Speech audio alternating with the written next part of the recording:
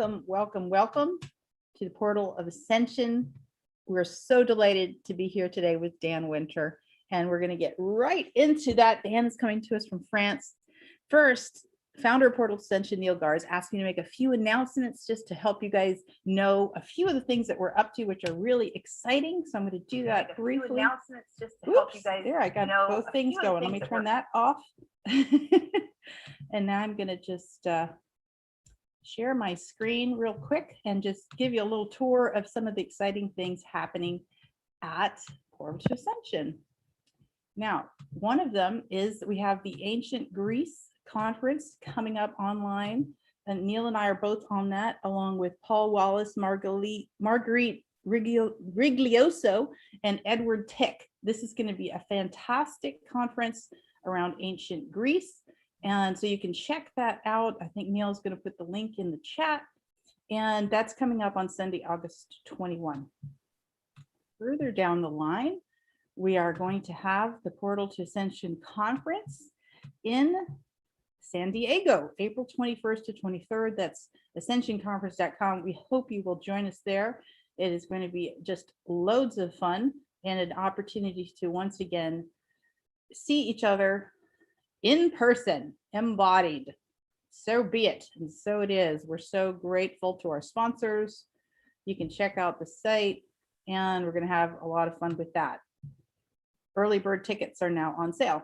Another project we've been doing that Neil thought up is the Portal to Ascension show, Cultivating Community as Humanity Awakens. So sign up here to register free or by donation on Zoom. And we have a bunch of really exciting upcoming shows. Hopefully we'll get Dan on one of these very soon too. That would be really fun, Dan, if you're willing to do a short segment on a variety show. Looks nice, looks nice. Yeah, thank you. And then, by the way, if you don't know who I am, my name is Shariah Dharma. I am a spiritual teacher and author, a healer, mentor, and coach. And I help people learn how to harmonize their life and their world, how to manifest your reality through consciousness, which is very related to what we're going to be talking to Dan about today. And also how to clear your energy field so that you can clear your karma, clear the baggage. Can't take that with you where we're going. So I offer immersions as well as a bunch of free tools, and I'm speaking regularly. So feel free to grab these tools. I believe Neil's putting all that in the chat for you. And so without further ado, I am welcoming Dan Winter, the featured guest of this segment, who has been a teacher of the physics of consciousness for over 30 years. And I always delight in speaking with Dan because the level of energy is so high and the information is so high that it causes me to have upgrades and to comprehend things more at a, what do you want to call it, 5D and beyond level. So as we listen to Dan today, I absolutely invite you to tune in with your source from your heart to feel and hear and know what Dan is saying as a reminder of what we do know already on the higher levels, but he's bringing it in for our greater comprehension in the field right now. Would you agree, Dan? Absolutely. Thank you. So nice to be here. Yeah, we're going to talk about the heart and the still point and the nature of healing in plasma or charge as perfect compression, fractal implosion, key to healing, and negentropy. Literally, you couldn't get a better squeeze. Yeah, it's all about the squeeze, right? It's all about the squeeze, the plesio crystals in our physical body, which is the same. I always like to help people comprehend it. Like when people are making these pyramids with resin and stuff like that, they put crystals in them. The resin is actually squeezing the crystals so that they get activated, which is part, kind of the same concept, I believe. Am I right? Am I pointing to the right thing? Well, it's true that the pyramid is high dielectric, but the crystal is piezo, and the piezo means that it converts a pressure, a stricture, into voltage, which in effect is a way of getting a short wave, or getting a long wave into a short wave, which is how, little things like people get into the mind of God, So how the big touches the small is the piezo nature of that crystal. And if the geometry of the harmonic cascade is implosive, that's where the magic begins in the very nature of healing. And we are going to start that conversation today by looking at the nature of the love hug. Yay. Yeah, many have seen my slide on that. So there's really only just one slide I prepared. Let me see. Is this going to work if I put this on? Can you see my? Yep, we got it. Great. So the point here is on the right, we have Manfred Klein's having measured many thousands of times the shape of the wave of touch. When you touch someone, to say joy, for example, the change in pressure over time has been measured thousands of times, and that's the average. And here's the touch that says anger, actually. And at the bottom is the touch that says, I love you. And I mean, you can actually practice. If you're squeezing someone's hand, you can close your eyes, say, I'm going to squeeze your hand 3 times. Once I'm going to send joy, but then once I'm going to send love. And they can tell the difference. What is the, hate, anger or hate? Yeah, those would be not so much fun. Yes. But the love, I'm trying it with my own hand right now to see if I can feel the difference. Say love. So, love. but notice that when you touch to say I love you, there's an interesting phenomena where the increase in pressure reaches a maximum much later. Yeah. That's actually the point. I did notice that. So when I did joy, it's like an immediate squeeze. And when I did love, it was kind of like easing into it. And then there's a little squeeze. Yes. It's literally tantrically delayed. And so looking at, remember, this is from the physics of psychophysics of music in the music literature. Manfred Klein did wonderful work. Then I did an analysis of the geometry of these waves, and this is my work on the bottom, where if you take the beginning and the end versus the point of maximum pressure, you get a simple ratio. Note that for joy, that's 1/6. Very hex and space filling. Whereas for love, literally low phi, long wave phi ratio, the point of maximum pressure is delayed until 0.618 into the duration of the love hug. So the joke was, of course, that if you administer your most academically precise love hug, and then you say to your experimental huggee, and then you say, did you feel a tingle in your DNA? As the test question to see if you have academically rendered your best love hug. And actually, there's good physics there. And that tingle is what we want to discuss. And note also that's the geometry of the change in pressure over time of the perfect birth canal, which is the physics of rebirthing as well. That implosion, the bliss associated with birth, for example, creates an implosive wave. And that's what we're here to discuss, is that implosive wave. Oh gosh, that is amazing. Now, I heard you say low phi equals love. So love, long wave phi ratio. Low phi, love. Yeah. And that's where we have we made our point yet? That's the implosive point. So the point is, as you all know, that when you initiate a harmonic series, a wave cascade, based on golden ratio, it creates what's called a caduceus, which in physics is called phase conjugation. You know, it's a long wave that goes to a short wave. It cascades and implodes. And so that's because of something called recursive heterodyning. That's non-destructive recursive wave interference. In other words, if wavelength A is 1 and wavelength B is 0.618, then A plus B and A minus B and A times C, they're all golden ratio. Right. So golden ratio is the generalized solution to constructive wave interference, and therefore the generalized solution to constructive compression, and therefore implosion. And it's an elegant, but it is, people who understand that for the first time, unlike Einstein, learn why an object falls to the ground, actually. Well, could you put that in layman terms? I mean, I think, again, we're feeling that in the field, but how would you say that to a 4-year-old who doesn't know all those big words? Well, when waves cross each other, they interfere. They add and multiply their wavelength and their velocity. That's called heterodyning. Okay. And they both add and multiply. So the wave A crosses wave B, and then they have kids. It's called conjugal relations, actually. Conjugal relations. And so would a hug be it's like the waves that are caused by that hug Is that where that heterodyne takes place? That's exactly. It is the solution to the problem of a wave does not want to die. It would like to live forever. But in order for that wave to live forever, it has to interfere only constructively. And if that wave wants to interfere only constructively, it has to use golden mean ratio, because all other geometries of wave interference end up with destructive interference. Death for the wave. Is that why they say the bad guys are out no matter what? It's like, sorry, it's gonna happen. Well, it's why you don't want to be a square. It's why you, instead of putting a hex on you, you repent and be saved, because pent is golden ratio. The five of the pentagram. That's right. That's right. Repentance. Yeah. So the pent sends the spell, the hex fixes it. And that's good physics, actually, because the hex, which is a shadow of a cube, creates octave ratio, square root of 2, which is max destructive wave interference, which causes the wave to have to be frozen in exactly that symmetry, because if it moves, it'll be destroyed. So it's perfect for preservation.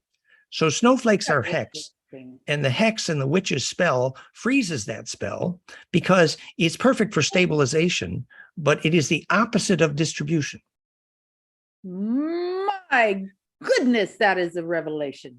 It doesn't mean that hex or squares are evil, but it means that if you're building architecture, for example, you use a hex symmetry for a room where you want to stabilize things and in which you may want secrets.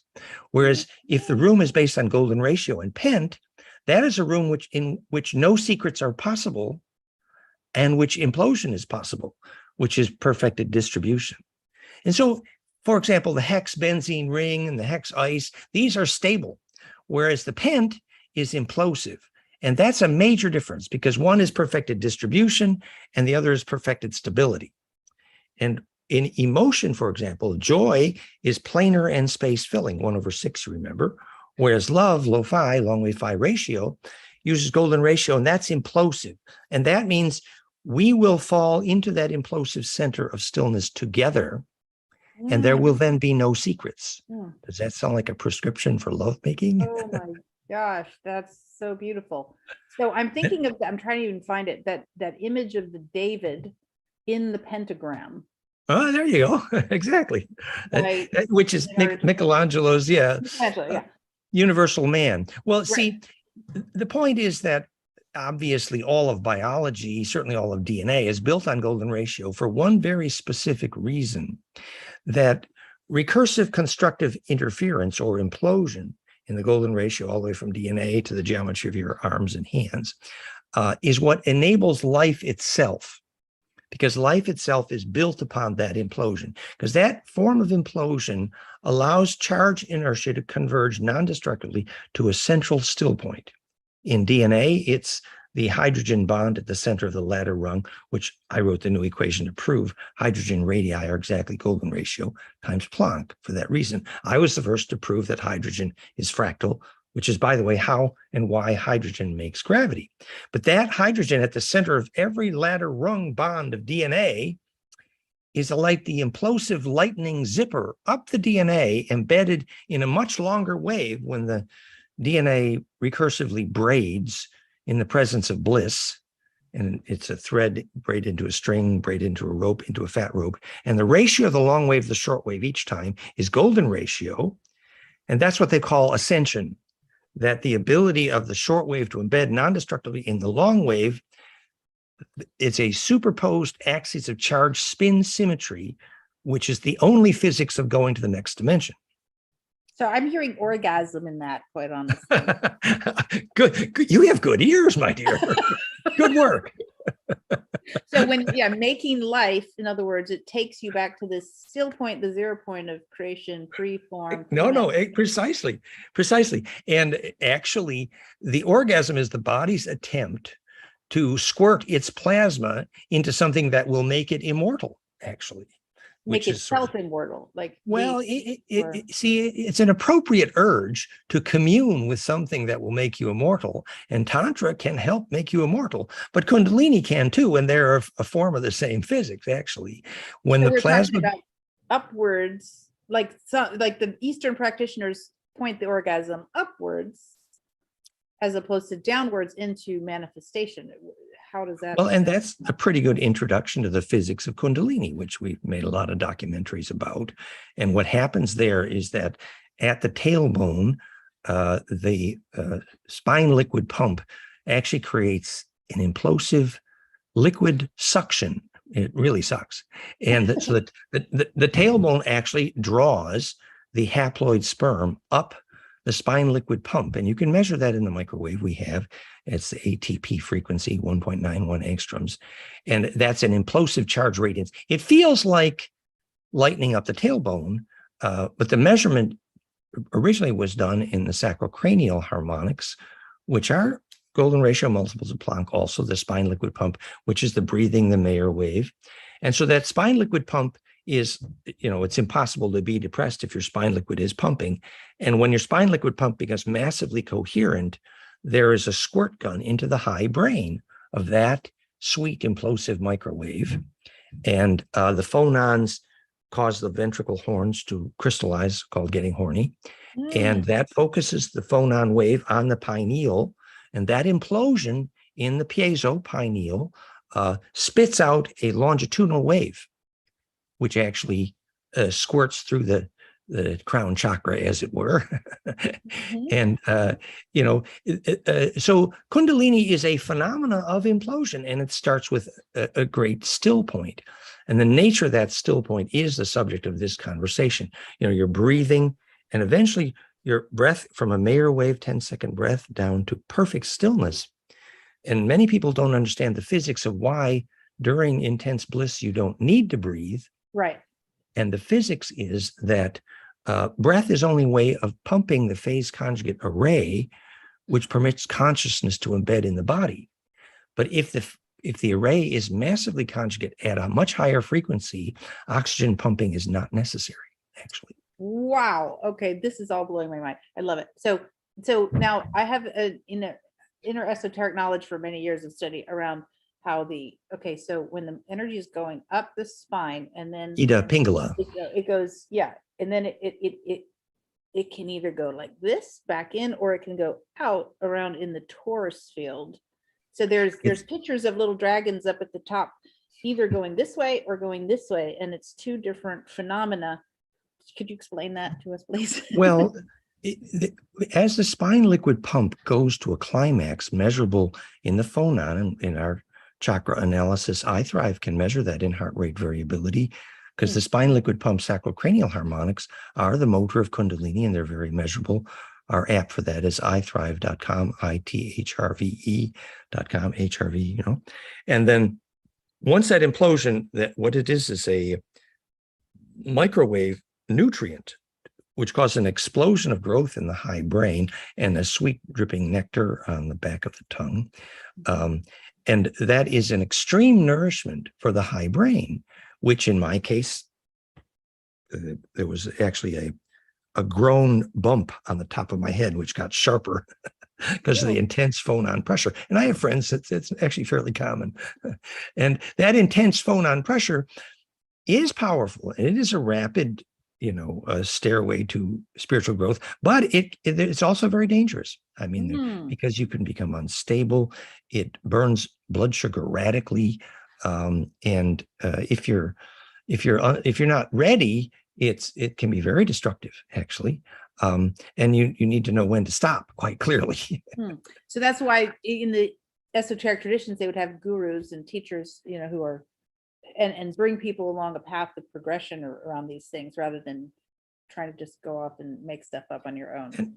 And then there are the cities. In my case, it was mostly clairaudience. I can hear ancestors fairly often, but my mother was a bit clairvoyant, actually. But the point is that generally, whatever gift you receive, the extent to which you can turn it into service determines how much more you receive. Nice. Yeah.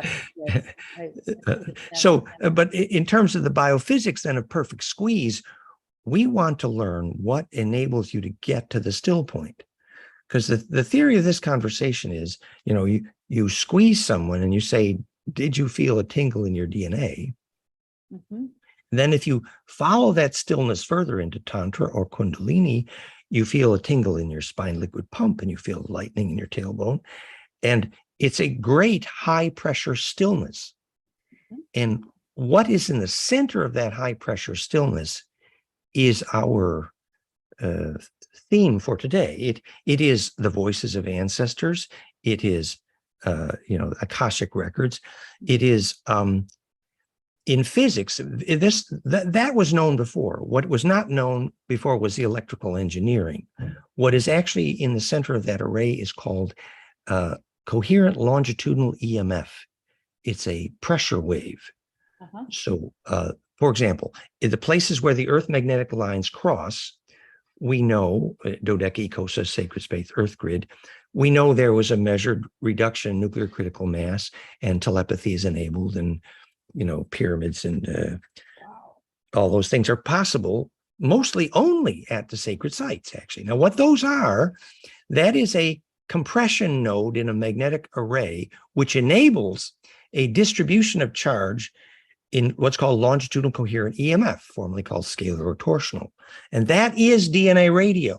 That is ancestor memory, and that is the still point.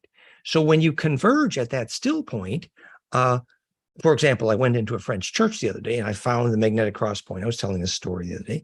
And when I closed my eyes, I could actually see down that magnetic line like it's a transparent tube. I could look to see where that magnetic worm had been. I could see the rocks and the water and the ice. I could see the magnetic line was a transparent visual tube to me. And that's because that array itself is the substance of all communication at a distance. It's the substance of all ancestor memory. It's what was called heaven, plains of Sharon.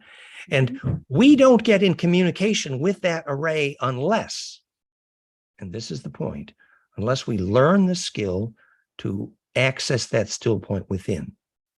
Which I guess, so me as a healer and a clairvoyant and a clairaudient, clairsentient, can see, feel, know ancestors and what's happening for service. I mean, it's like I could do a reading just for whatever, but usually it's for a purpose of spiritual growth and development. So somehow I've managed to learn how to get in that still point, which totally makes sense to me. That's what we do. We use the breath to get to the still point. Yes. Yes. And the Aboriginals would talk in the same terms, in terms of if your ancestors aren't talking to you, your day is wasted. If you're an Aboriginal, actually. And we now know how ancestor memory works, quite literally. It is a survival library that DNA has been collecting survival information for 1 billion years. And you can't get in there unless you can do compression well, which is what you need to do in order to lucid dream and take memory through death. So death is a little black hole of implosion that gets you in there only if you are a shareable wave. And the discipline of that array, that library, sometimes called heaven or communion of saints, is the fact, in practical terms, you cannot enter angry. No. Right. A shareable wave. So you're not hexed at that moment. Well, and what does that mean psychologically?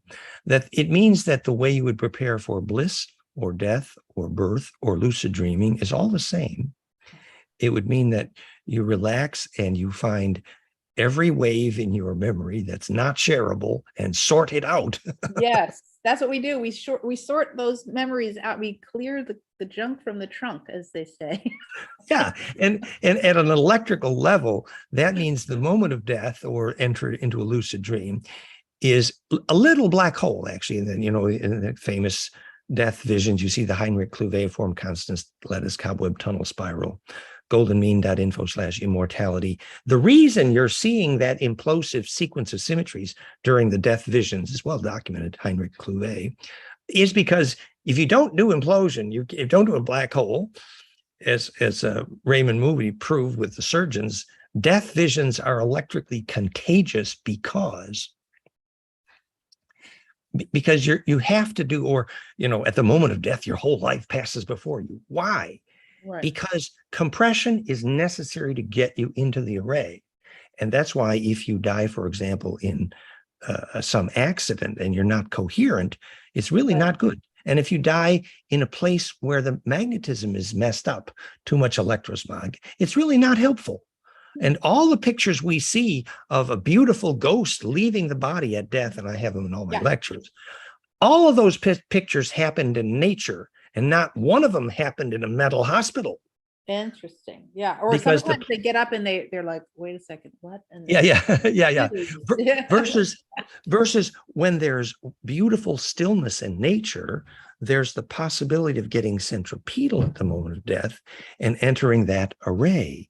So And do they appear to go upwards at then in those cases? We have pictures. I won't dig them out now, but it's very common. It's Immortality site has it there too. But it's why it's so significant.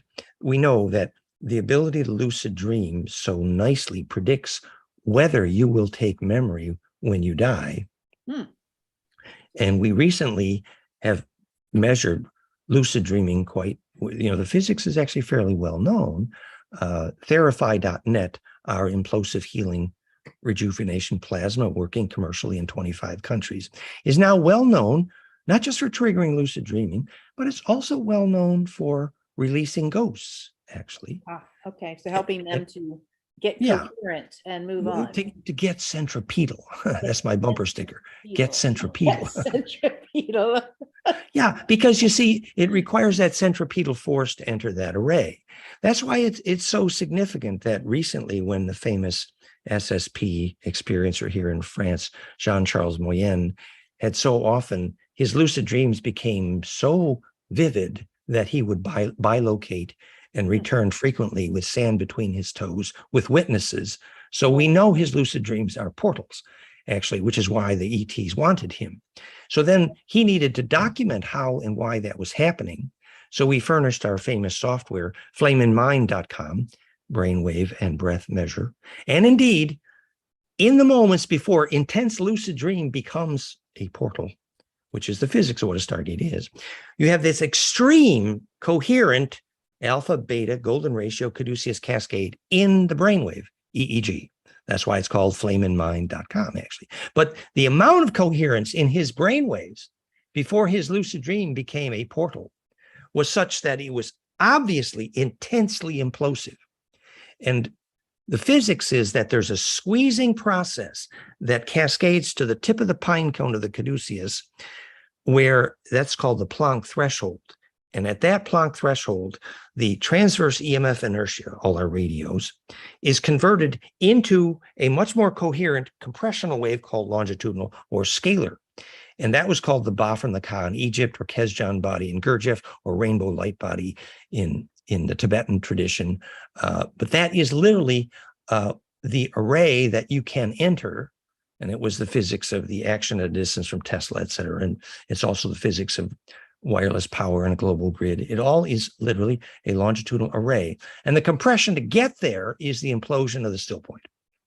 Well, so thanks for bringing it back around to the EMF or the wireless technology. So is part of the reason why some of the wireless technology that's available now is dangerous to human beings because of this geometry that you're talking about, whereas the new internet, which we all know exists already, from the positive ETs, if you will, or higher beings, advanced beings, would not be harming at all to our fields.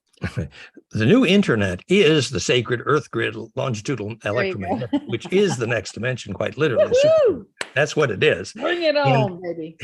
And the opposite of that is Bluetooth and Wi-Fi, which is unfortunately a very sharp square wave, which is the opposite of implosive, the opposite of consciousness, and is radically responsible for fractionating the attention of humans. It's serious bad news. So when they came here to install the new optical fiber and they turned on the Wi-Fi for just a moment, all of the sensitive people in the house immediately felt nausea. And actually something similar for Bluetooth. And we know exactly why. Because the frequencies that enable you to inhabit that array are not understood by those who design modern communication, which is actually the opposite of biological communication. So actually, those who seek bliss must turn off the Wi-Fi and the Bluetooth and look for nature, emerge from the electrosmog, metal buildings in the city, and essentially be somewhere where the Schumann resonance is present, which Yeah. it is not in almost any city. It is not, except maybe Prague, where magnetic rose. But in general, the Schumann resonance is not there. The important point people need to know is the Schumann resonance is not a single frequency, 7.83. It's a cascade based on golden ratio, which is implosive and negentropic. It's literally a caduceus, and that's how and why Gaia is self-aware and self-organizing. So when you can read the Schumann resonance, you can predict in advance which tree is going to live or die by measuring whether the Schumann gets there. But what few people know is you can measure the same for people. They can't catch the Schumann. Well, so what if someone lives in a building where others have it on? I mean, in other words, we got to like completely rearrange our lives basically if we want to be more as coherent as possible, as centripetal as possible. I mean, initially, the more natural material in your environment, which means high dielectric constant, organic materials, if there's large natural material, organic materials in your environment, it tends to buffer that. A Faraday cage is actually not that helpful because that'll also keep the Schumann resonance out. That's not really the goal. Embedding is the goal. Isolation is not. But the more natural material, the better. And also the basic skill to douse your living space, to find where the magnetic line is, what Castaneda would have called the place of power, because there the compression is enabled, defining sacred space, and that's where you can recharge. So you're saying, okay, so I would walk around with either my pendulum or my dowsing rods and find make the intention I'm finding the most coherent spot in the house to sit and work in or something like that? Yeah, in my case, the more you have bliss experience, the more you can feel the magnetic lines. And so with me, I just walk with my hands at my sides, relaxed, and I will feel a little tingle in my fingertips every time as I walk slowly over a magnetic line. And I can do a pretty good job of dousing a building that way, actually. And so gradually you become very safe. And you can have a geobiologist help you. But to know where the magnetic line is strong and alive is critical, because that will keep you alive. Castaneda said, if you can't find your place of power, ... Right, the place of power. See, all of these spiritual things actually have a scientific basis. Precisely. That's the point. Yes. What we're wanting to comprehend at this point. And it's all measurable. Yes. It's a simple physics that if you can locate the center of non-destructive compression, that's why when Korotkov famously followed the Kogi to where they make phone calls to ancestors and measured the fractality of the air, and basically, which is the same thing we measure with life force measure at flameandmind.com, where we can also measure which building will cause a seed or a child to grow electrically. Therefore, which architect deserves to get paid. Yeah. Well, the ancient architecture of Vastu Shastra, have you studied that? That's got like literal geometry codes in it. Yes, we taught the physics of Feng Shui many years with Roger Green, and his partner was a Vastu teacher at that time. And those traditions had a lot of truth in them. They said where the valley meets the water, there were all these very good descriptions, and they called it the Qi and the flow, the Ming Tang. What they meant was the pools of non-destructive compression, actually. But once the electrical understanding of that is at hand, then you can do something that the Feng Shui and the Vastu teacher cannot do. And what they cannot do is teach you the dangers of electrosmog, because electrosmog was not invented when they were invented. So you have to go beyond the traditional Feng Shui and Vastu and learn the physics to do this correctly. But it was a good introduction. Very, very fascinating. I love it so much. Now, can we return to the death thing for a moment? Sure. So I have seen all those images you're talking about of souls leaving. And I also had a friend who, interestingly enough, he was hit by a car on his motorcycle. And he recalls what he says happened was he hopped out of his body. He was down like in a squat, like a sprinter squat, and he looked around, and then he decided to go back in. Meanwhile, a shaman friend of mine was walking down the road, witnessed this happening. And she was like, oh my God, he died. I better help him move on. And then she was like, where'd he go? So she noticed that he went back in. So I thought that was really fascinating. And would you care to comment on that? Yes, and that gets to a very interesting subject, which what allows the plasma cloud to inhabit the body called incarnating. So, for example, our friend Michael Rice helped, I believe it was a cousin of his, actually return from a near-death experience. And there are things you can do to restore that compression that enables the plasma cloud to re-enter. And a beginning study of that is all these famous, you see the films now, the medical surgeons who themselves had a near-death experience, and they recall where they were outside their body during their near-death experience while the surgery on their body was underway. And some very interesting things emerged, notably that when you're looking at yourself from outside your body, you cannot do it from inside metal. Which tells you that your attention cannot inhabit a metal box. Okay. That's important physics. Actually, it's rather childish that in addition to not knowing why objects fall to the ground, scientists cannot teach you what consciousness is. It's quite simple. It is a plasma tornado. That's what it is. Is that why I didn't like living in an RV? There you go. You're getting the flavor here, dear. You see, the dielectric constant of the steel and aluminum prevents the capacitance to breathe. That's what I felt like. I felt like my capacitance was totally not breathing. Exactly. And see, if we had been able to teach that as physics to the engineers who built that house, they could have learned how not to kill the souls of your kids. And the physics is quite simple. A high dielectric material, usually organic material, allows charge to breathe efficiently. So your aura can breathe through the building you live in and implode. And grandma can go at death very efficiently. Wow. However, if there's a metal roof, you got some issues there. No metal because, roof. Well, the steel and aluminum prevents the capacitance from breathing, actually. And so it's called, the dielectric constant is basically a name for charge distribution enabled or charge distribution efficiency. So that's why biologic materials are so essential. But you see now what we've learned about near-death experience teaches us why you don't want your children in a steel and aluminum school filled with electrosmog. Right. It ain't good for their plasma, their soul, their aura, their plasma, and their ability to lucid dream. So it's actually a simple physics that fits together perfectly. It's very understandable. It is understandable. And it's also, it's like so crucial to have this education happen right now for our, what we call our awakening and our ascension. Have you heard people talk about the difference between the false light matrix and actually leaving it at death? Like there's different techniques people talk about at death for, not going off with the spirit guides who are masquerading as your ancestors or whoever they're masquerading as, because they're taking you to the reincarnation loop as opposed to helping you be able to move on.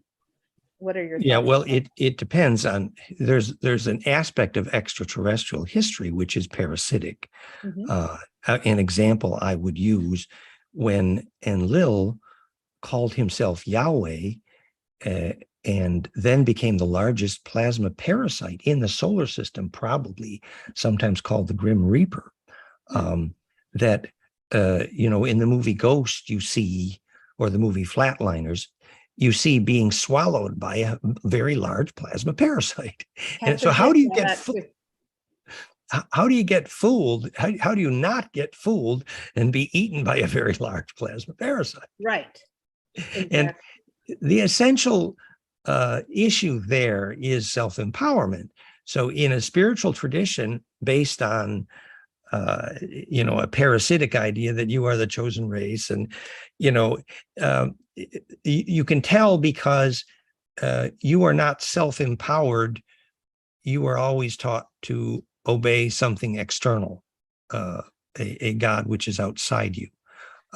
In fact, what the children need to be taught is what used to be called God is the implosive presence of spirit inside you, which is a radiance, a kind of a DNA radio you can plug into. And as you inhabit a larger and larger array, you are no longer subject to parasites. And more precisely, that physics is actually quite simple. When you have, we've told the story many times, but when you have a source, your own source of bliss, then the implosion inside you will toast any wave that's not shareable. Woohoo! So Toast you're going to lose your stomach parasites and your astral parasites as soon as you have bliss. So you can essentially tell a religious tradition. Remember, religion was obsolete on this planet hundreds of years ago because science replaces. It's more beautiful and more loving and more romantic. But if the religion has some element of the tradition that teaches you real bliss process, well, then you can get empowered. But most religions on this planet, self-empowerment is the opposite of what's offered. Right. And you should run, not walk from those religions. Right. Yeah, anywhere that's teaching you guilt, shame, fear, all that stuff. Where if they say follow your bliss and find your bliss within, then that's good. Yeah, then that's the core of the true teaching. And the real definition of culture, in our view, is do you have the skill to teach your young people how to have bliss? Yeah. Then you will know if you have culture. That's amazing. And that bliss comes from that still point and that compression. So was it you who I probably heard a long time ago? I remember hearing about, compression is love. And yes, compression is coherent. So it's, and if you think about it, it's what holds you together in form. It's like, it helps you be in this particular implosive compression is what makes anything negentropic, centripetal, and self-aware, and ultimately blissful. Sadly, on a planet where no scientist can tell you why an object falls to the ground, no scientist can tell you what causes bliss for that reason. So what is negentropy again? Some of us might get hung up on that word. Thank you for asking the right question. So entropy means moving toward disorder. Negentropy means moving toward order or self-organization. Oh. So when Lovelock proved that Gaia is electrically self-organizing, I proved how. When I proved that the Schumann harmonic cascade is golden ratio exponents of Planck, a perfect implosive caduceus in the low frequencies of the planet, we now know how it is that Gaia is self-organizing. And that's called The Origin of Negentropy. And that is the title of my book at fractalfield.com, actually. Wow. And so with bliss, that is in other words, we can all achieve bliss directly within ourselves through our coherent heart connection in the still point of the center of the center of the center of the center of our heart is where I like to think. and it is that still point. It's a Mayer wave breath and the heart rate variability. And it shows up, bliss is very measurable in the brain waves, flameinmind.com. It's a golden ratio cascade from alpha to beta to gamma. And it looks like a caduceus, and it is implosive, and it is a flame in the mind. While it's true that we can measure that, flameinmind.com is very good at it. It's easy, it's not even expensive. But because we can measure it does not mean that we can make you have bliss. Right. That is a slightly different thing. So how does one, so in other words, what are the tools? You've mentioned a number of tools or softwares or places, but what would be the actual process of someone utilizing those to achieve these states, if there is one? Yeah, remember what bliss is literally the charge radiance that follows implosion. Actually, that's literally what it is. So, radiance. So that helps make me feel like it's that feeling of expansion and love and energy moving through the. But implosion came first. Implosion came first, which is the inward pressing in. And the villagers followed St. Francis down into the woods, and they saw the plasma, and they called the fire department. That's an example of bliss. It's a real story. And he was in bliss. Well, why was he in bliss? Well, there he was in nature, and his lover was near, and everything was happy, and he was healthy. Right. And he knew how to breathe to a still point. Yeah. And so this brings us back to, embodiment, like to not treat our bodies poorly. Like we've got to take stewardship of our physical vessel in order to actually even ascend from here. Absolutely. Which means It's very simple. So every single decision, this is astral hygiene 101, so that every single decision you make, who you kiss and which broccoli you choose, is about, does it add charge to my aura? Does it add charge to my aura, or does it try to steal it? Exactly. And Dampen that's it? called the body polis. And its only definition of politics, actually, which is ability to have bliss for the group, which is, Right. I don't know if the Republican Party knows yet, but bliss is the definition of politics. Oh, really? Nice. Yeah, I remember you saying that before. That's awesome. But the body polis is what enabled the beehive to swarm, because the coherent plasma became navigable. And that Okay. ability to navigate a collective plasma body, literally, ultimately the ability to lucid dream as a group, Uh-huh. would then biologically define politics, replacing all need for government. Call me a Yeah. radical. There you go. No, but that's what some of us call self-governance from within. It's like, Well, when we're in that state, we wouldn't hurt anyone in that place. We would consider what actually, is the whole. it is the biologic definition of ability to steer. Now, a beehive will not swarm unless there's royal blood present, because they are the lucid dreamers. So in the lucid dreaming group, those who can lucid dream as a group could navigate the plasma of that group. Now, this does not mean that the concept of government or democracy or politics on our planet is perverse inherently. No, but it means that until governments realize that nourishing the bliss that defines sustainability and immortality for all humans is the climax function of government, then once a government understands it, then they could make a decision of whether or not the vaccine is good for you. Until then, they don't have any criteria upon which to make the decision. Did it feed your aura? In Egyptian, that was called fa-atun, from we get the word fatten. Fatten. Fa-atun. Fatten. Fa-atun. Yeah. And you see, to feed Atun, the sun god, actually simply means, did it feed your aura? Did it So feed your aura? the point is that your aura is measurable. GDV is one example. And so you can teach your kids why not to use recreational drugs because of holes in the aura by measurement. Well, the same thing then could apply to all decisions you make are based on whether your aura is growing or not, which is another variation of follow your bliss. And so the sneaky dark side tactics, whatever you want to call that, from the wayward siblings, is to cause people to think, oh, bliss is underrated, or you need all these other experiences to have bliss. So it's like a false bliss. Like you have to have these drugs and these stimulants and this over sexualized energy and this over stimulation that is actually ends up being the thieves. Yes. And a practical example of that would be young people addicted to marijuana. In the long run, the measurement proves a shortening of attention span.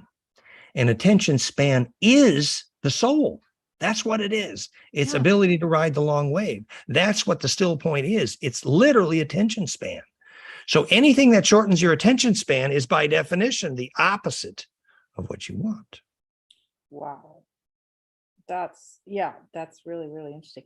Now, what does this have to do with literally like the teaching around, well, like, so the teaching for men not to release their sperm because they want to regenerate their bodies in terms of like the actual orgasm, like bliss equaling orgasm. Bliss can also be non-sexual bliss. It can be like just the bliss of the being, but this whole notion of not allowing that charge to leave through the lower chambers in order to preserve it for preserving the aura. Could you talk about that a little bit? You know, as a double Scorpio, I love to talk about these things.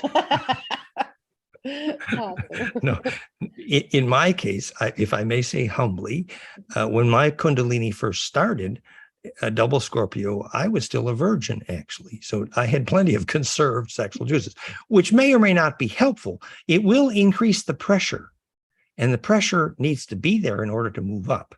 So if there is, when you're young, too much releasing of the sexual juices, it will never build the pressure. And that is clearly not good. Right.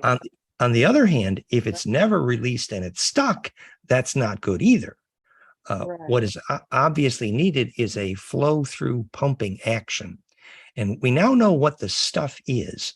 The stuff of orgasm and bliss is a cohered ultraviolet plasma field, literally blue fire, because the media of all climax cellular biophysics is coherent ultraviolet. It is the driver. And when that coherent ultraviolet reaches the tailbone, there's a choice up or down, just as you say. And in the if it's continuously being released downward, it won't build pressure. But if it's being released into something that creates creativity, at least there's something. But so there are times, especially when young, it's best to not release it too much because you need to build the creative juices. If the child has creative outlets, there won't be promiscuity. But if there are but if there's no creative outlet, there's much more likely to be promiscuity. And that's the physics of the distribution of blue fire. Now, it is true that in my case, there was an explosion up this, and I had the whole raging, burning fire Kundalini, Wow. major drama 30 years ago. And, eventually learned to deal with it. But, and that was a conservation in my case. But I'm not saying that's good for everyone. And I am saying that Kundalini is dangerous, can be dangerous. And we do have good documentaries on that, goldenmean.info/Kundalini. But and then as you grow older, however, there are dangers to conserving the sexual juices too much as well, as you all know. Could you talk about that for a moment? Well, stuck in the prostate would be an example. Stuck, energy getting stuck. So that's right. So how do people get training on these things these days? I mean, it's just not available, or it's twisted or distorted. It's like It's right. It's twisted or distorted. Even the urge to be sexual when you see someone's skin is pink is an urge for plasma communion. And there can be a mutual service rendered by Tantra. And it's true that Tantra with a younger person will tend to immortalize the older person. It's practical physics because it's sustainability of plasma. But once you've found your own source of bliss, you become the attractor. That's the simple physics. That's why the discipline is always to find your bliss, which has a lot to do with connecting your sexual energy with whatever it is that you believe is your highest level of service, which we know will help you live without food. Right. And then there's so many distortions around that with the sexual energy, especially sexual, with younger people, the whole really seriously negative stuff that's coming out about what's been going on behind the scenes. Like, obviously there's some seriously destructive things. Yes, the pedophilia, et cetera. And when you realize that you have an adult generation, most of whom cannot generate critical inertia in their own plasma, being a parasite is the only thing left for them, actually. And the fundamental physics here is that until you have your own source of bliss, which is your only own source of charge, you are, in effect, by definition, a parasite. Wow. Which is why it's more and more critical to find the place of charge, learn to go within and find your bliss. Otherwise, the alternatives ain't good. Right. And so what is your advice for people on how to do that in their own lives? Well, it's the old story. We had in our book, Spiritual Hygiene for Conscious Kids, goldenmean.info/conscious kids. The book is entitled Implosion, Secret Science of Ecstasy and Mortality. And it was for young people originally, but we divided the hygiene for bliss into 4 categories. It was diet. It's all the obvious things, live food and live water. And, ask that corn before you eat it, when was the last time you experienced genetic diversity? And you're looking for chi, everything you eat, But, and then in terms of kinesthetic aspects of bliss, it was to learn the physics of why a certain arc angle calculus of curvature in movement would cause your finger to tingle.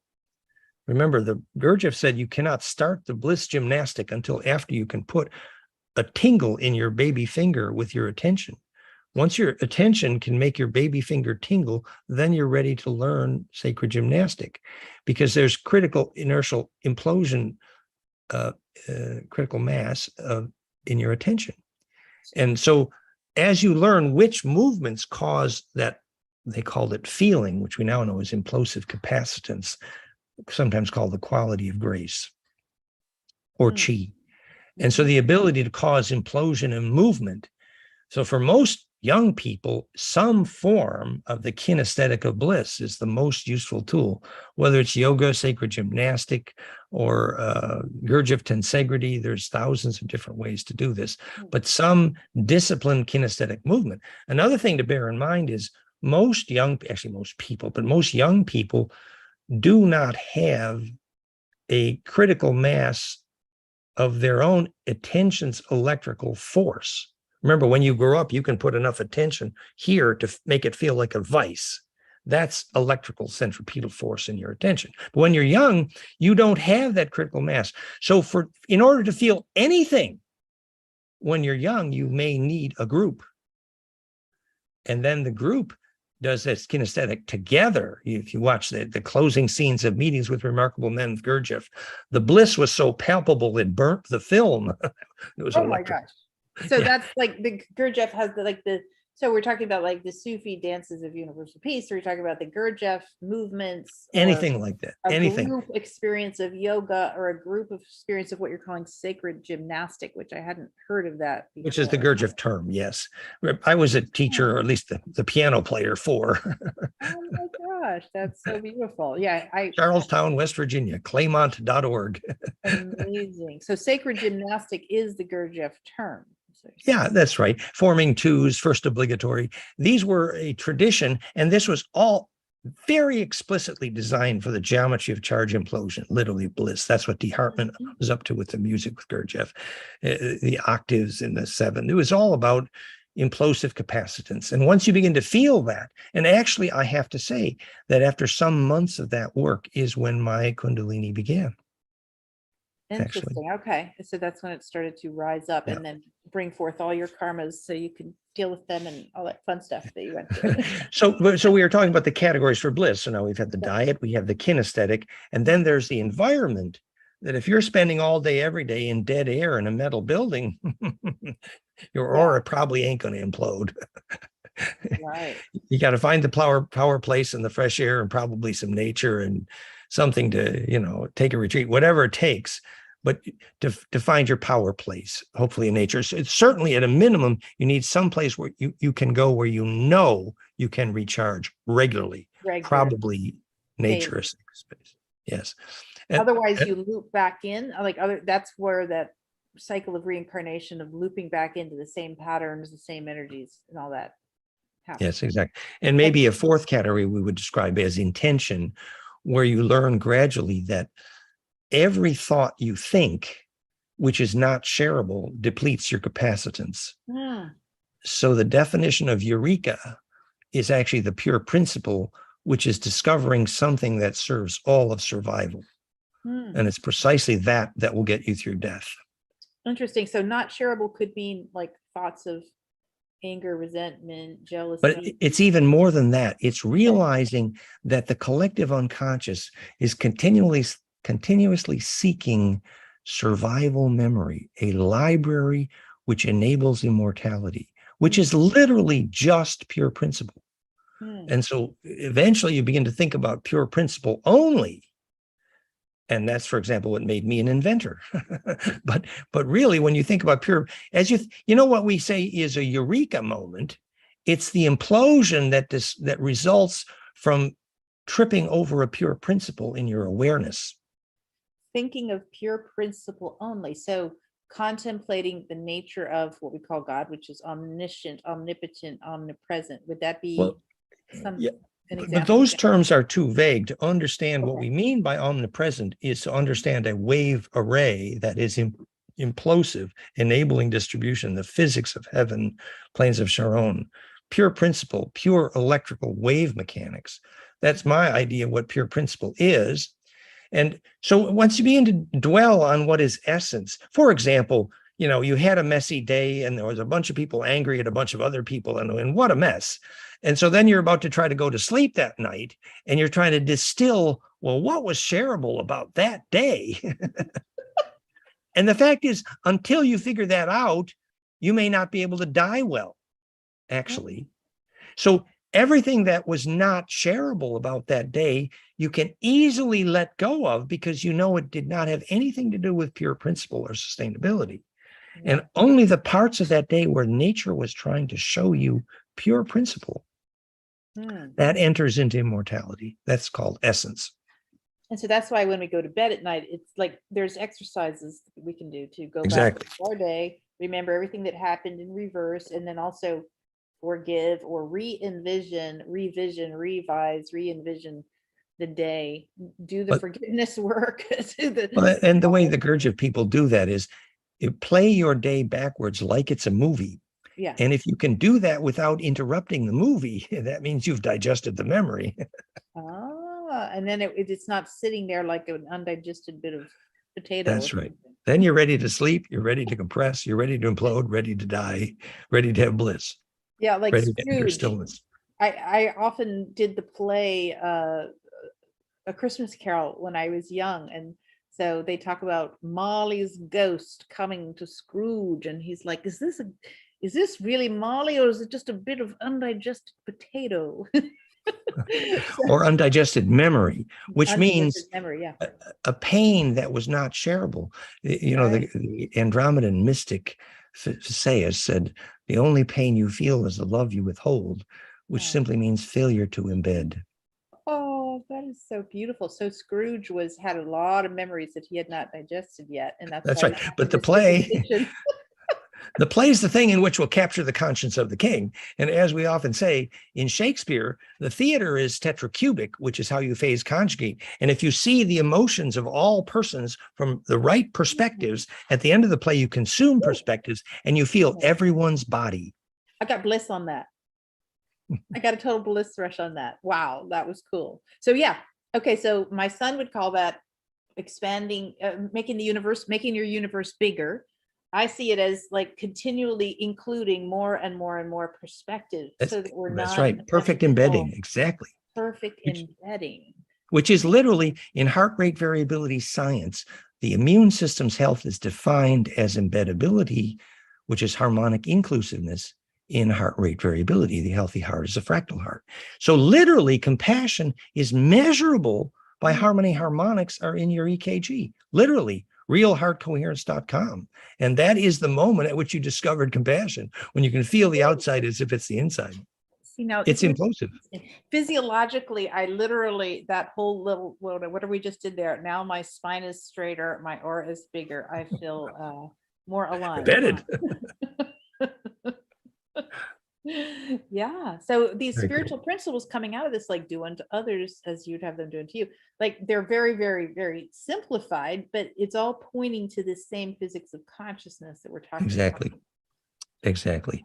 And that as you feel others, then you begin to actually feel deeply intuitively that yes, you need to be in your highest level of service, but your highest level of service doesn't mean you have to serve everyone you see. No, your intuition tells you who you can serve deeply and who you cannot, really. Wow. But when you have that intuition that this is a person I can serve, it's strongly recommended that you follow that intuition. Right, because then that is going to allow you to actually to make the magic. To when we practice something, we get more of that ability. The highest level of service. And so the collective unconscious is in the business of making that magic if we relax enough and listen. Wow. Okay, mind blown again, Dan Winter. I love it. I love talking with you. Thank you so much. It's been fun. Well, you know, the relationship we are making between the fractal physics of consciousness and the fractal physics of gravity tells us one more thing. It tells us, you know, we've all been saying, well, we feel cheated because Tesla didn't give us free energy and global wireless power. But at the same time, until we understand what free energy and global wireless power is, which is the precise physics of consciousness we're discussing right now in that global grid, we don't deserve what's called free energy or global wireless power because we don't understand the psychology of that. So when, as in South France, they say where all the ancient stone fences were broken, at that moment, plasma did not circulate. Fertility went down and oops, Oh, we had a wow. drought. Oh So my it's failure God. to circulate charge because the top-down view of our cities and land does not look like a rose. So until we know how to make that array work, what we used to call heaven, we don't deserve free energy or wireless power because we don't know how an array works. We need to learn the spiritual lesson in order to learn the electrical lesson. So you're saying that the old stone walls with all those crystal, granite crystalline rocks. They were a map of the magnetic lines, and that magnetism circulating like the rose is the only way to make rain. Hello. Well, I had this idea of a feng shui that followed the flower of life instead of Well, the flower of life is a tetracube, and when the tetracube is stable, there will be born in the center where the cube tilts at 32 degrees and goes from hex to pent, and the cube embeds in pent dodeca. That is the climax of the flower of life, the real meaning of Merkaba, actually, and so it's the moment at which it goes from hex to pent that you actually attract rain. So you have the 6 around the edges, but then that one in the middle takes it to the pent. What it is the tetracube becomes stable, which is called the flower of life. After it's stable, then if you look at the chin angle of the Sphinx, 32 degrees, you tilt that cube up 32 degrees and spin on that new axis, and it becomes pent dodeca, the 5 cubes in the dodecahedron. And that is the visualization you do to go from the hex flower of life to pent implosion. That's the last step that was regarded as dangerous. It's dangerous in the sense that if you're not ready to implode, if you ain't shareable yet, you will come back dizzy. But until you're ready to do that, you ain't ready for bliss or death or lucid dreaming. Or by location. Well, yeah, that's the astral hygiene of it. So the point is, in the Earth grid, here in South France, there are places where there are actually valves magnetically in the land where they would switch the magnetic current down the vein into the valley, controlling the rain and the fertility as a magnetic plumbing, actually. And this was the ancient way of controlling fertility and rain making. We have a very good article, goldenmean.info/rain on that, goldenmean.info/labyrinth, goldenmean.info/geobiology. We have a lot of literature on that. But as the world is suffering from drought right now, until people learn, one little climax story. So we were doing our advanced 4-day conference in Tremorty off Caen in South France. Beautiful site. And we were putting in a labyrinth. That was our exercise for the day. And the older people from the community came, and we put the paramagnetic stone, we doused the magnetic line, and we laid the paramagnetic, we made this labyrinth, and we walked the labyrinth. We all felt the tingle in the presence.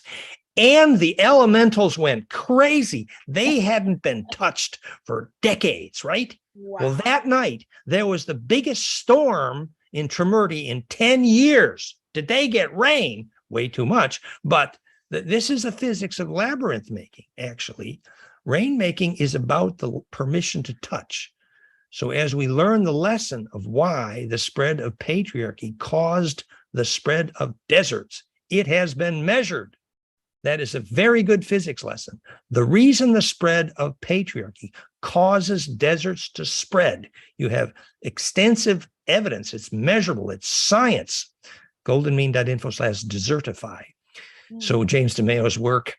So the point is, when a child looks at a cloud, focuses, and puts a hole in the cloud, the reason is the happy child standing wet in the mud, their attention is centripetal. And that makes implosion, which teaches the water vapor how to touch, called a droplet. It's the definition of Christos, to crystallize. Learn how to share. So when the water vapor became the droplet in the cloud because the child focused, that's rain making. And if there ain't permission to touch, no rain. Amazing. So again, I mean, this is hearkening to the fact that there was a civilization here where the human beings were awakened to these things previously.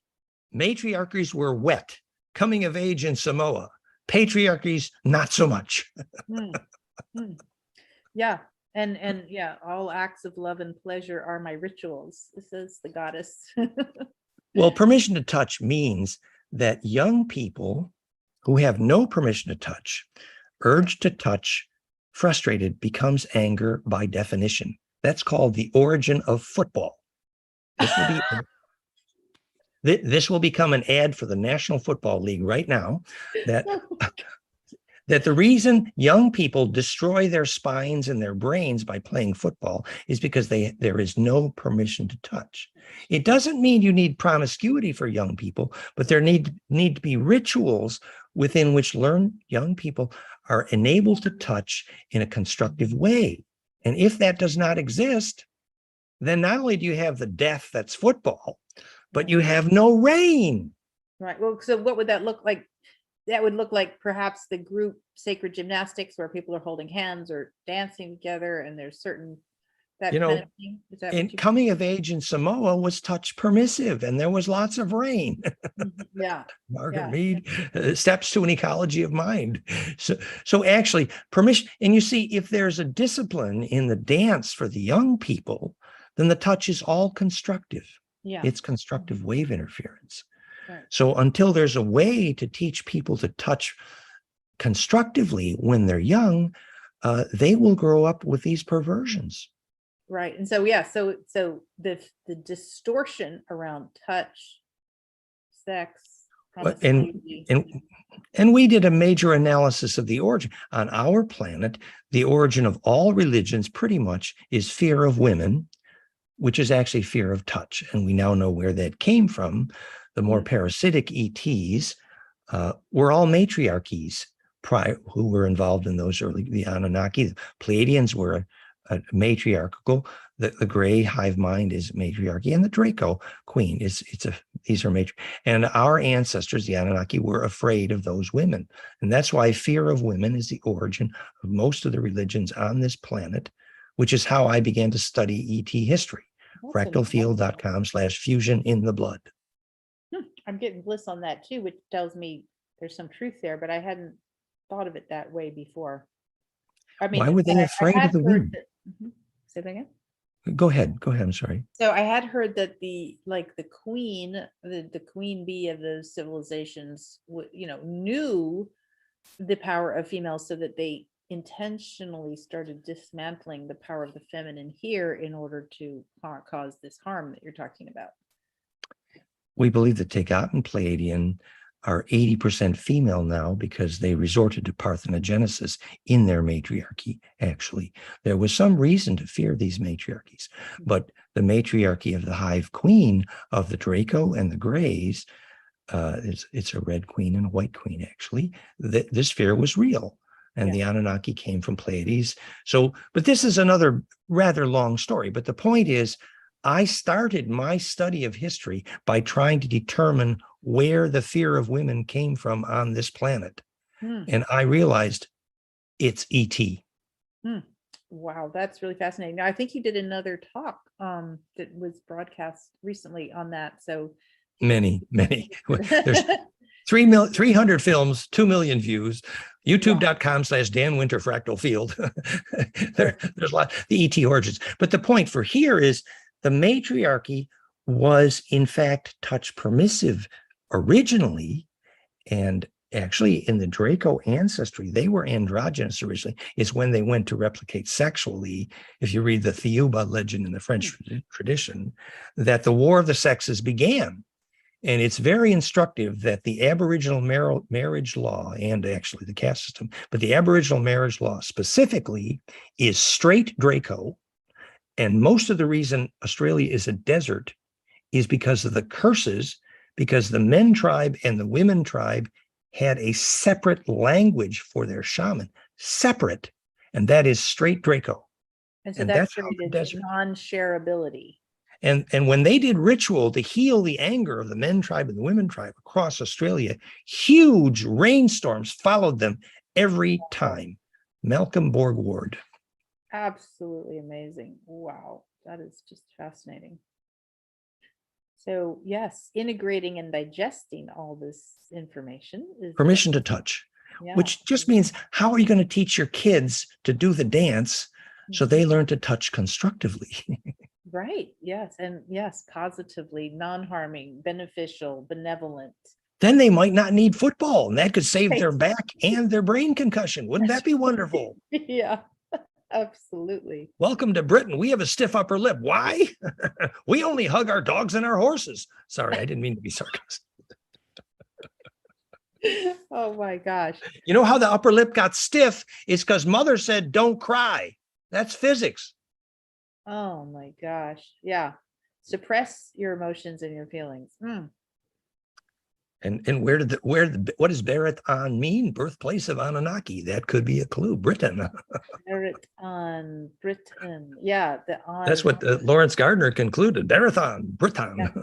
And so you're mentioning, and we can all go and look up some of your other longer talks on this, but generally a lot of people think the Anunnaki were mixed with the Draco and came from Sirius. So you're saying you believe they came from Sirius. Enki's mother was Syrian, but the Anunnaki were a cross of the Draco and Gray. Actually, I think Elena Denon got much of that right in her Gift from the Stars, and I've been making a lot of films with her.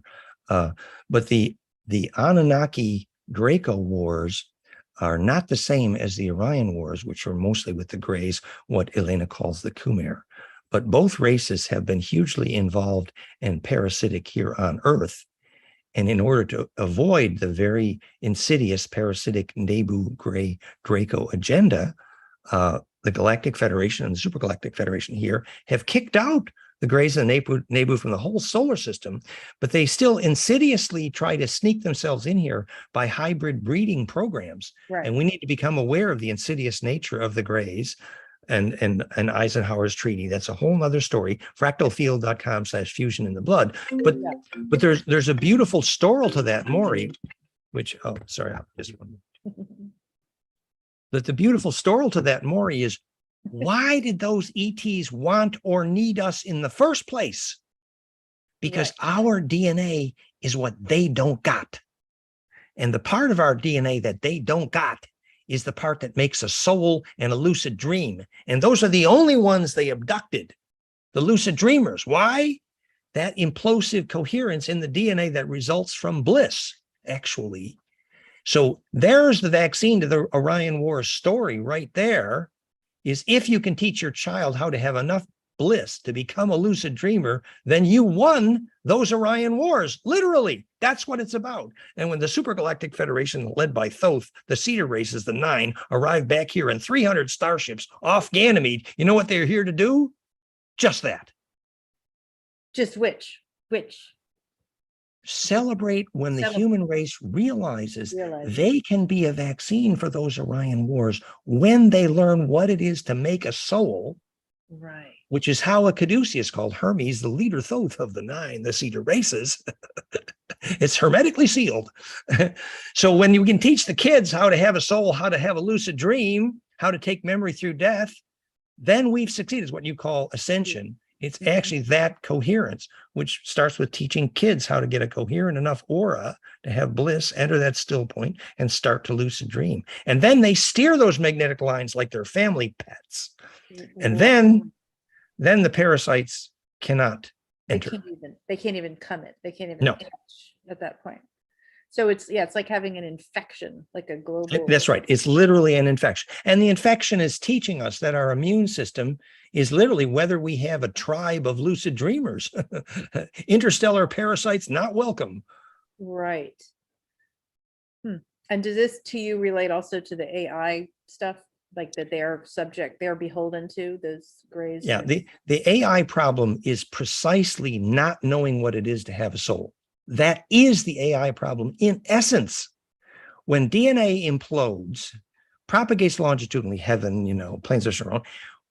At that moment, when you know you're going to take memory through death because you can lucid dream, that is the moment you have a soul. And that will never, ever, ever, ever happen inside a computer. It will never, ever, ever happen inside a quartz crystal or any crystal oscillator without DNA. So literally, Only when we can teach our kids the physics, and I mean the physics of what it is to have a soul, at that moment will our culture know what it is not to be sucked into AI. Until then, every other damn AI gadget they bring in here to eat the souls of your kids, we're susceptible until we can teach at university level what it is to have a soul. Wow. So now this is where everybody needs to get their Ethernet cables out and plug their computers into hard Wi-Fi instead. That's right. Into the hard box instead. I'm running on Ethernet here. My Wi-Fi is off. My Bluetooth is off. And when it comes on, I can feel it, man. Wow. That's just the beginning. But that kind of hygiene is the beginning of our race learning what a soul is. Teaching our kids how to stick Bluetooth in their ears is soulless. Yeah.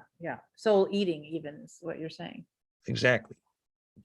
Okay. So what is the first step for somebody who's just heard this and had their mind blown and wants to start integrating more? Well, start practicing the basic steps of hygiene, the basic steps of diet. Find some sacred movement that makes sense. Begin to teach the kids, and gradually aim to move to nature. Actually, that's I hate to put it any other way, but whoever invented cities should apologize. It was a mistake. No, that's not really true. No, a fractal city is a possibility, but it basically doesn't exist on this planet. Right. Because they don't have the knowledge yet of how to build them correctly. The architecture of a city is the architecture of an implosive crystal. Originally, the magnetic map of Prague was a rose, but now. Yeah. Wow. Amazing. Is there anything else you want to share today before we close this out? Dan? And the happily ever after is? Yes.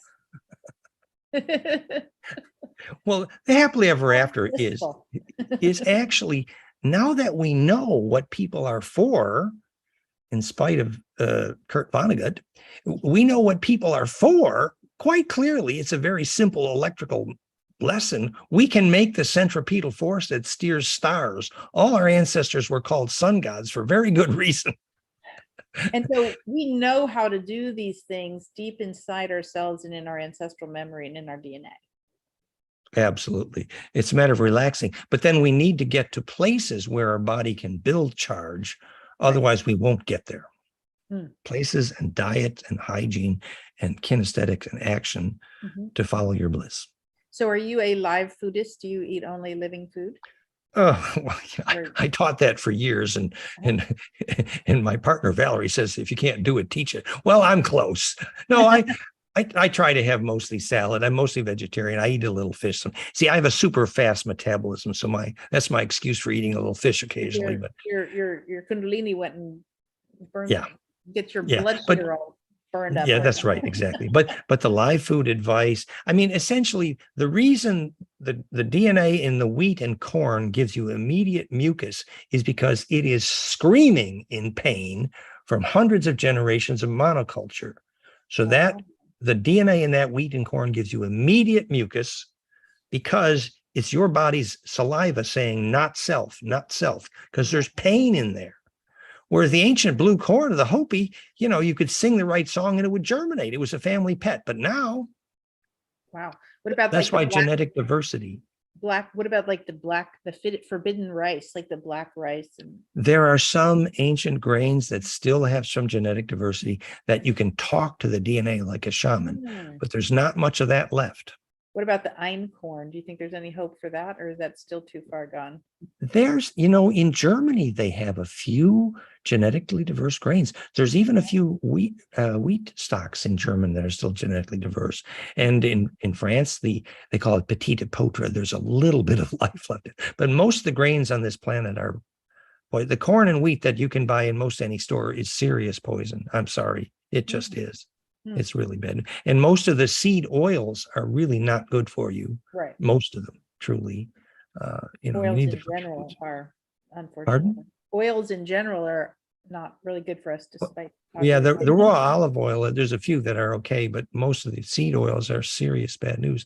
It's so tricky. So in the modern American grocery store, 99% of that stuff is going to destroy your aura, unfortunately. It's just the truth. So, Right. unless till you get to the farm, because genetic diverse, when we were young, I had this genetic diverse garden from the Seneca Indians in Western New York. And we had 7 different color potatoes and squash and tomatoes. It was put in by the Iroquois and the Seneca. And my friends, we ate those vegetables and they swore they never again would need LSD.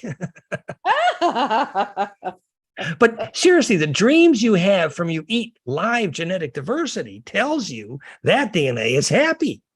Amazing. So that's heirloom seeds. Exactly. Heirloom seeds. Yeah. Of that kind of stuff we need to get and start cultivating our own gardens wherever we are. Exactly. Start taking back our food supply. That's our happily ever after for this Lassie episode. Mhm. Beautiful. Thank you so much. It's just been amazing. So fractalfield.com, right? Yeah, fractalfield.com for our major sites, and then therify.net for the plasma work around the world, and flameinmind.com for the beautiful bliss work. And the Flame in Sound software, the world's most powerful bliss binaural sound, at flameinmind.com, which is available separately, very inexpensively, will now be driving 5 new implosive healing technologies: Quantify, Therify, Plasmafire.com, 5vibes.com, and wait till you see our new piezo green healer. We have a bunch of new, and all these are based on making the electric field of implosion. We can reduce pain so quickly. It's beautiful. Wow. Now, and so is there one site where we can go to and see all these links? Well, Therify.net has most of the plasma tech, and Plasmafire, PHIRE.com, has the new plasma ball systems. And there's a relaunch of FractalU.com happening now, which will have all that stuff as well. Beautiful. And so just don't listen to the sound things with your Bluetooth headset, right? You're going to say no to Exactly. That would be, yeah. See, Bluetooth is very sharp square wave, and it really does, it weakens the attention. You can use it for a little bit, and even the brainwave thing, we use it a little bit, but don't leave it on. Right. Well, once again, thank you so much, Dan Winter. I just want to invite everyone, if you wish, take a nice deep breath.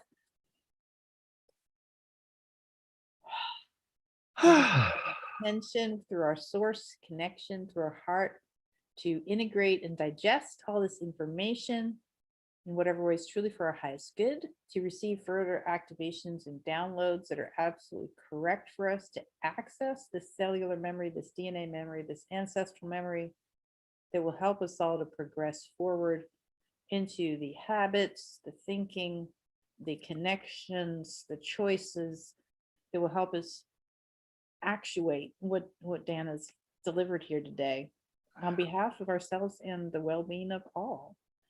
And so breathing into that, we give thanks, we give thanks, we give thanks. So be it. So it is. That's a shareable wave. That was beautiful. Thank you. Many blessings. Bye-bye. Thank you. See you soon. Bye. Bye.